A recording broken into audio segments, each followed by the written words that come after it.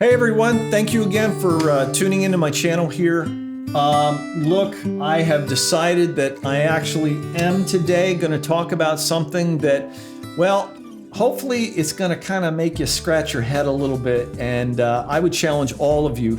Let's use our critical thinking skills today. So, the one thing that I want to point out, again, I was going to bring this up yesterday. This is the headline. It says, Russia condemned for barbaric attack just 24 hours after signaling a grain deal. So I don't know if you're aware, but apparently Russia and Ukraine, despite all the war efforts and war things going on over in that region, Russia has apparently been for months now in negotiations with Ukraine to try to open up some sort of travel portal for the wheat, because Ukraine is a huge wheat grower in the region and for the globe. And so they were trying to negotiate a way to safely transport that wheat from Ukraine and have it distributed throughout the world. And so this is what the article ends up going on and saying. It says the deal was signed by Moscow and Kyiv.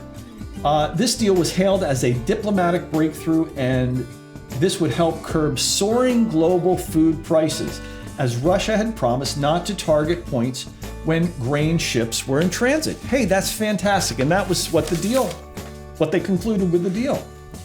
So it goes on, it says, it took less than 24 hours for Russia to launch a missile attack on Odessa's port, breaking its promises and undermining its commitments.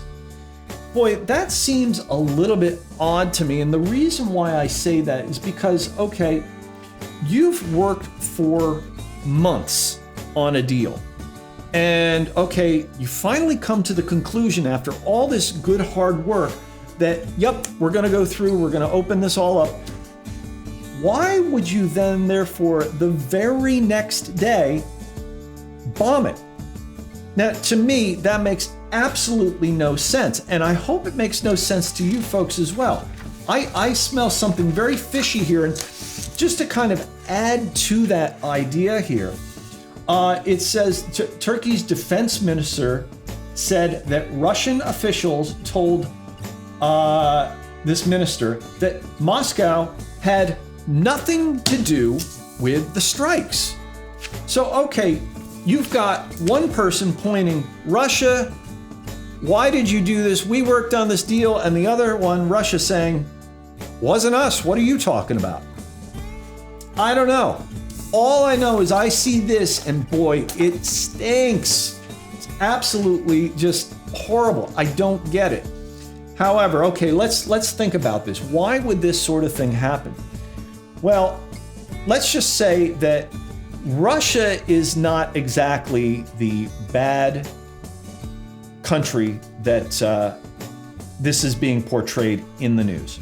Let's just hypothetically say that. Okay.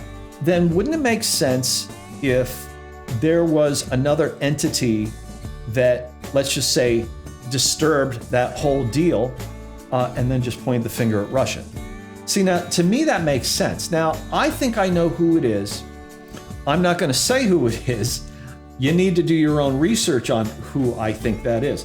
But just as an example of why I believe that we're just not hearing the truth of what's coming out is, if you recall when Ukraine first started getting, bombs put on them, we heard something about that there were some bio labs in Ukraine. And then, of course, what ended up happening was, well, the US, they denied it. Oh, we don't have bioweapon labs there.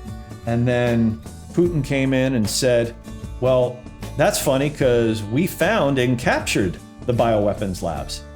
And, well, then Congress finally admitted, well, okay, we have the labs there, but, we're not doing anything bad, so it's really not what you think. And then it goes one step further where, here it is, this is just last month.